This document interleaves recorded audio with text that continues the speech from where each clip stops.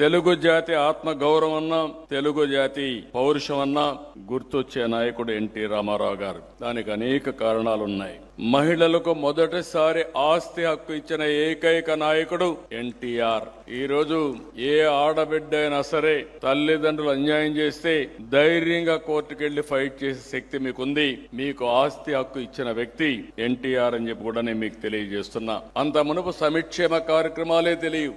ఎన్టీఆర్ గారు రాకమునుపు మనం చూసి ఎన్టీఆర్ రాజకీయాలకు రాకమునుపు రాజకీయాలంటే ఏదో పరిపాలన, ప్రభుత్వం అంటే పెత్తందారి వ్యవస్థగా ఉండేది. అలాంటిది మనం చూస్తే కూడు గూడు గుడ్డ నినాదంతో పాలనకి నూతనమైన అర్థం ఇచ్చిన వ్యక్తి నందమూరి తారక రామారావు గారు. ఫస్ట్ టైం దేశంలో రాజకీయాల్లో మహిళలకు రిజర్వేషన్లు పెట్టిన వ్యక్తి ఎన్టీ రామారావు గారు.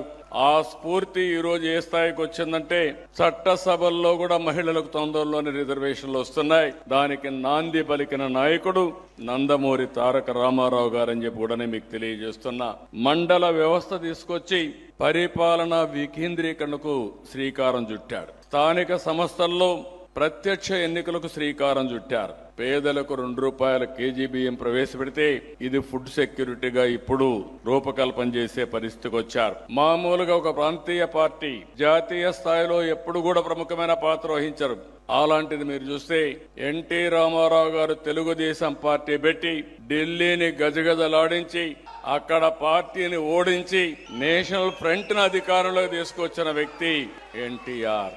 నేను ఆయనతో కలిసిన తర్వాత నా మ్యారేజ్ కావడం, ఆ తర్వాత మాకు చర్చ రావడం, ఆ చర్చ వచ్చినప్పుడు ఆయన ఒకటే చెప్పారు, 60 సంవత్సరాల వరకు నేను కుటుంబం కోసం బతికాను. ప్రజలు నన్ను ఆదరించారు. తిరిగి నా శేష జీవితం ఈ ప్రజలు తెలుగు జాతికి అంకితం చేయాలని అంకితం చేసిన వ్యక్తి ఎన్టీ రామారావు గారు. అదే ఆయన రాజకీయ ప్రవేశం. అక్కడి నుంచి మీరు చూసినప్పుడు ఎవ్వరు కూడా అలాంటి సాహసాలు చేయలేరు. ఒక చైతన్య రథం ఎక్కి 9 నెలలు తిరిగి ఇంటికి రాకుండా, పిల్లల పెళ్లిళ్లు కూడా రాకుండా ఏ విధంగా సమాజం కోసం అంకితమయ్యారనేది ఎన్టీఆర్ చరిత్ర ఒక ఉదాహరణ అని చెప్పి కూడా నేను మీకు తెలియజేస్తున్నా.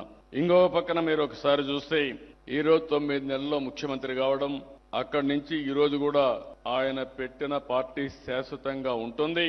తెలుగు జాతి ఉన్నంత వరకు నందమూరి తారక రామారావు గారు పెట్టిన తెలుగుదేశం పార్టీ చిరస్థాయిగా ఉంటుందని చెప్పి కూడా నేను హామీ ఇస్తున్నా. మీ అందరూ కూడా చూస్తే మేము ఆన్లైన్లో మెంబర్షిప్ చేస్తా ఉంటే 73 లక్షల మంది ఇప్పటికీ మెంబర్స్ అయ్యారు. అది తెలుగుదేశం పార్టీ శక్తి, సామర్థ్యం అని చెప్పి కూడా నేను మీకు తెలియజేస్తున్నా.